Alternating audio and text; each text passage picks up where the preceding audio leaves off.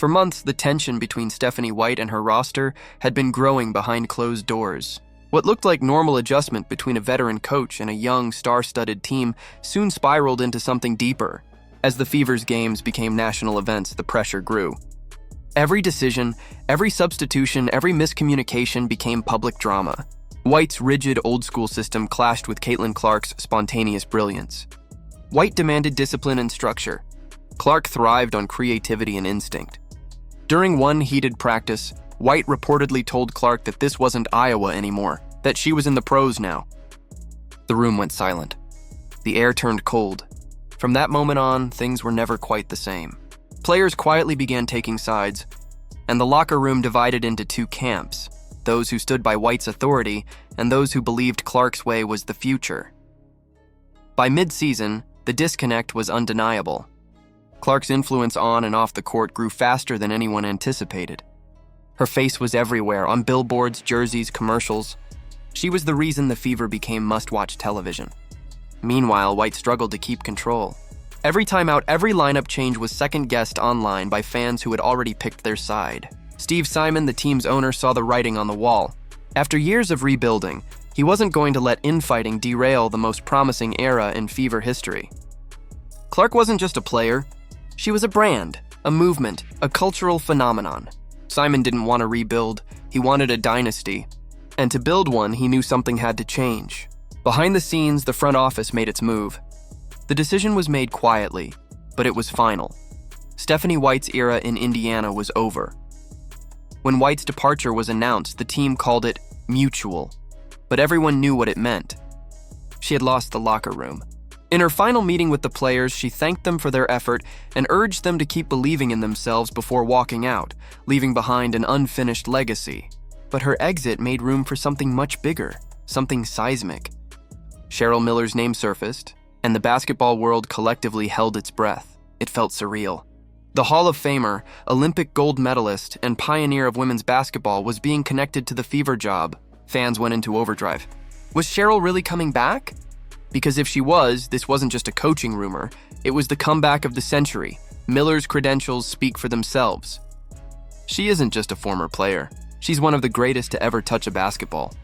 Her dominance at USC, her leadership for Team USA, her charisma on and off the court, Cheryl Miller built the blueprint that today's stars follow. So when Steve Simon reportedly reached out to her personally, it wasn't just a business move. It was a statement. He wasn't looking for a babysitter for Caitlin Clark.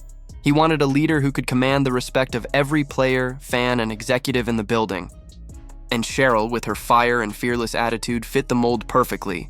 She reportedly told Simon that if she took the job, she wasn't coming to protect egos or manage fame. She was coming to build a champion. That line, simple but powerful, became an online rallying cry. Suddenly, the narrative flipped. What started as a season of controversy was now a story of resurrection. As the news spread, fans turned their attention to Caitlin Clark. Was she behind this? Did her camp influence the change? Publicly, she said nothing. No social media posts, no interviews. But those close to her say she was excited, energized by the possibility of being coached by someone she'd admired since childhood. Clark grew up studying highlights of Cheryl Miller and other legends who paved the way for her generation. To her, being guided by one of those icons wasn't about control, it was about evolution. It was about learning from someone who had been through the wars and come out stronger.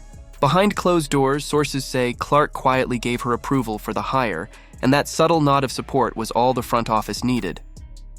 Suddenly, optimism surged through the fan base. Indiana basketball, both men's and women's, was back under the Miller name. It felt like destiny, but not everyone was celebrating. Some veterans on the team felt blindsided. They had spent years under White, growing through tough seasons and building chemistry, only to watch it all be rewritten in a week. One veteran was quoted anonymously saying it felt like Caitlin ran the team now, and the rest of them were just along for the ride.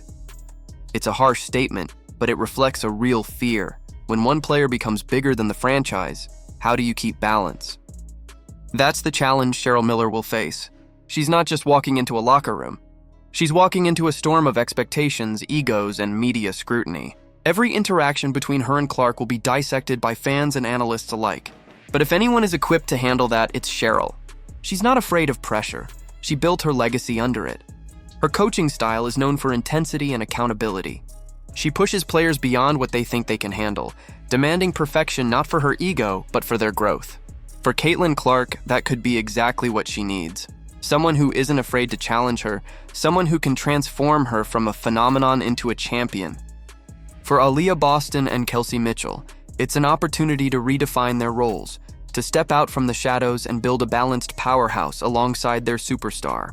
The Fever could shift from being a one-player story to becoming a legitimate contender. There's a poetic symmetry to it all. Indiana basketball has always been synonymous with the name Miller. Reggie ruled the Pacers, defining clutch moments and loyalty to the state.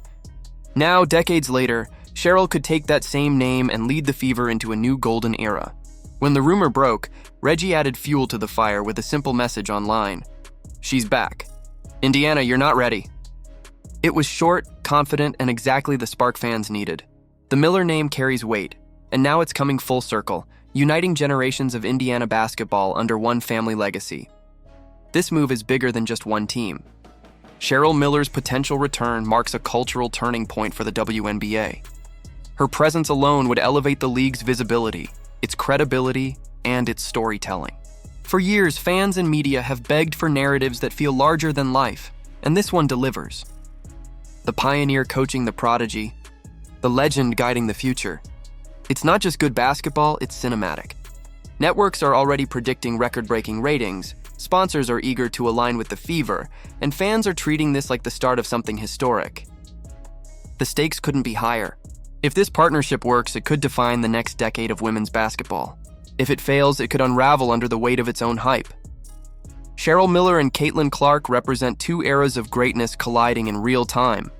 One carved the path when women's basketball was still fighting for recognition. The other is redefining it in the era of global spotlight. Together, they could create something unstoppable. But make no mistake, this won't be easy. Miller is demanding. Clark is fiery. Both are used to being the alpha. Whether they clash or connect will determine not only Indiana's fate, but perhaps the trajectory of the entire WNBA. For now, all eyes are on Gainbridge Fieldhouse, where a new chapter is about to begin. When Cheryl Miller walks through those doors, she's not just taking a job, she's taking command of a revolution. The Fever have stopped being a rebuilding story. They're no longer a question mark. They are the center of attention, the team to watch, the heartbeat of women's basketball's next era. Stephanie White laid the foundation, but Cheryl Miller is about to light the fire. And with Caitlin Clark by her side, the world might finally see what happens when history and destiny collide. Do you think Cheryl Miller is the right coach to unlock Caitlin Clark's full potential? Or is this another gamble that could divide the team even more? Drop your thoughts below, and if you're ready for this new era of Indiana Fever basketball, hit that like button, subscribe for more deep dives like this, and type Dynasty Mode in the comments to show your support for the Miller-Clark era.